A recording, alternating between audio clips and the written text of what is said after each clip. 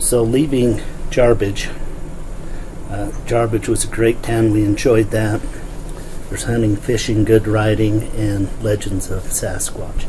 Our goal was to make it to the Trinity Lakes area, and as we crossed the southern Idaho high desert badlands, pretty flat, not very scenic, but we made great time. It was still smoky and hazy from all the fires, but you know, just great riding. There was old western sites, corrals, old water tanks, and neat stuff. But we hustled through all that and got to Glenn's Ferry in really good time. When we got there, we fueled up and headed north out of Glenn's Ferry and started the mountain ascents of southern Idaho. The sugar sand was really good for me. I like that kind of road. The traction was good. I seemed to be able to ride it quite quickly. Beautiful riding through that part of the country. We got to Anderson Reservoir, and what a sight that was. I never expected that big a dam. The scenic ride along the edge of Anderson was just great.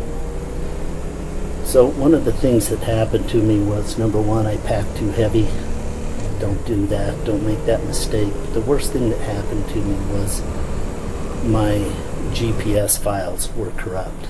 And I uploaded those to my GPS and really wanted to navigate and be a part of that. And it just didn't work out. I had to re-download everything later. So we went through Anderson, was headed, towards Pine. We knew we'd fuel and get through there. And the riding was just like tremendous. Everywhere. Pretty good burn here.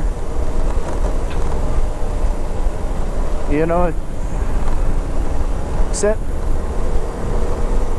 Okay. Car coming, Darren. It does the forest good if it's just this old standing dead timber.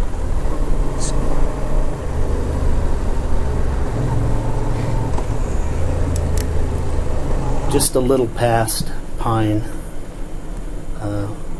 we heard a grunt on the radio and went back to find one of our riding friends had hit a pole or a deadfall that was sticking out, hit his pannier, his right rear pannier, spun him off his bike, threw him on the ground, and we'd been riding hard, we were riding quick all day.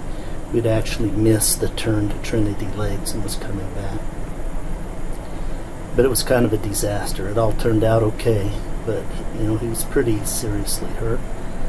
We thought for sure broken shoulder, scapula, wrecked his bike pretty good, broke his window, demolished the pannier.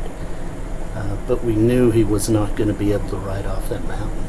And so my son had given me a Zoleo, which is a GPS. I didn't know much about it. I made sure it connected to my phone.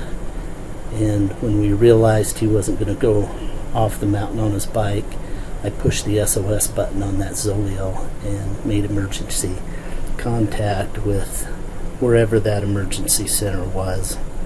And it was more or less a texting scenario in which we texted the problem back and forth. They informed me they were trying to get a road crew up there a local crew up there to get him off in an ambulance, which never materialized. It was just in the middle of nowhere. It was remote, and so eventually they sent a helicopter. And here's some of that video.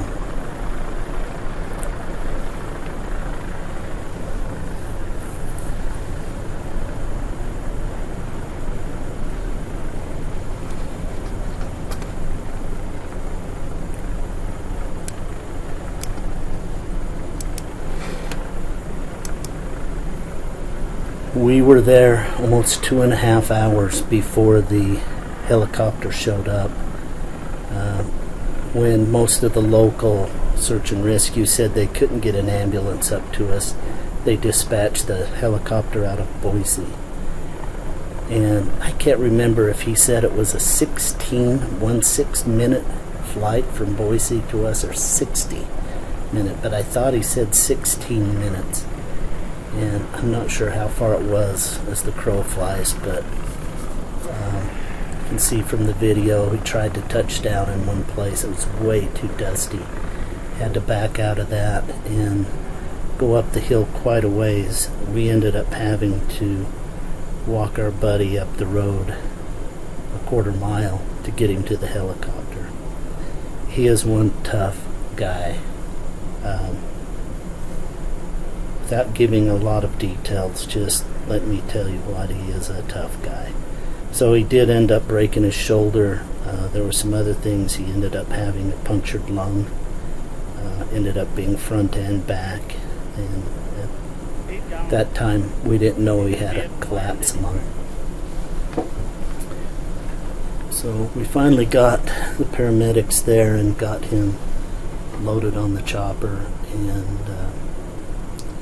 by the time it was all said and done, I think we were 3 hours, probably a little longer, before he flew away. And that was kind of a disheartening moment.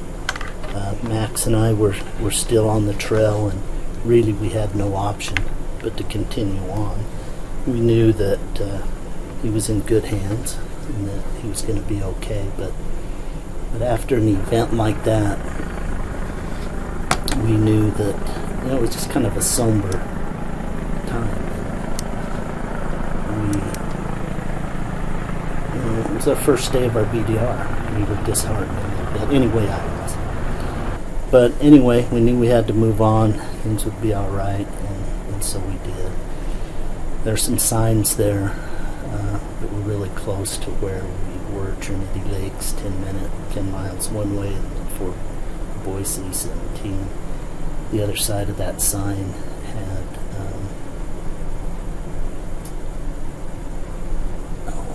Rocky Bar 9 and Midford, Boise 17. So that's kind of where we were. Anyway, we loaded up, we put his bike by the wayside, and was just trying to get down to where we could camp for the night and regroup and move on.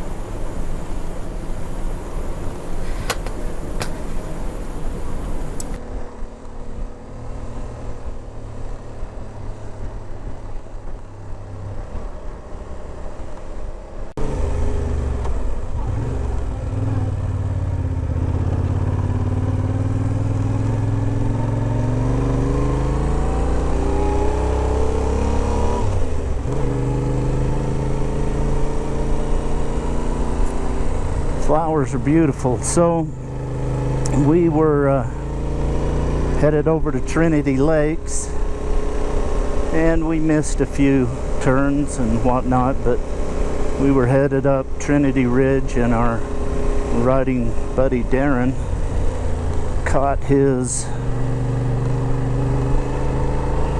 right rear pannier on a down tree sticking out. And it spun him around, tore the pannier off his bike, broke his windshield, and probably broke his shoulder. So long story short, we've spent the last 3 hours calling in emergency services. Very glad we had our Zoleo and InReach. We used the Zoleo, worked great.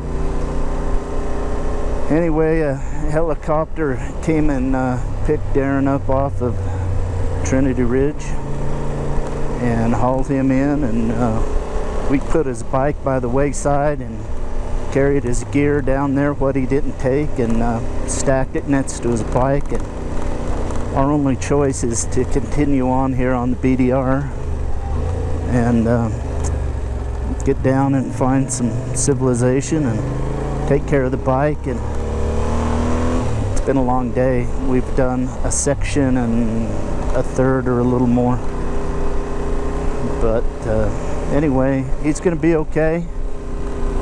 Things happen, and he'll be fine.